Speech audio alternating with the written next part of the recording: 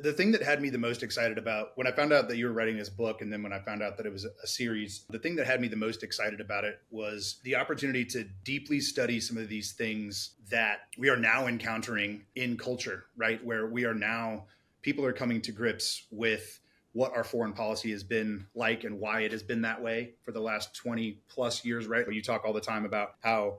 most of us think in terms of 4-year cycles here, the wisest among us think in terms of 8-year cycles, but a lot of our adversaries globally are thinking in terms of centuries and even longer. What is your approach with this book and the series to get the citizenry a little bit more informed? We're not very good in this country at taking lessons of the past and applying them going forward as wisdom, but at the very least, here's the book on Beirut, 1983. Here are the lessons in here, and it's humanized so that, and you're at these executive levels, let's say they're military executive levels, senior level officers, or elected representatives, specifically in the executive branch, that those decisions that you make, let's say in the Oval Office, well, that decision filters its way all the way down this chain of command, and it ends up with the final decision maker. And that final decision maker on a chain that starts with the president, it goes down and it eventually ends up with an 18-year-old, 19-year-old, 20-year-old kid with a rifle, off safe, finger on a trigger, standing at some sort of a checkpoint somewhere around the world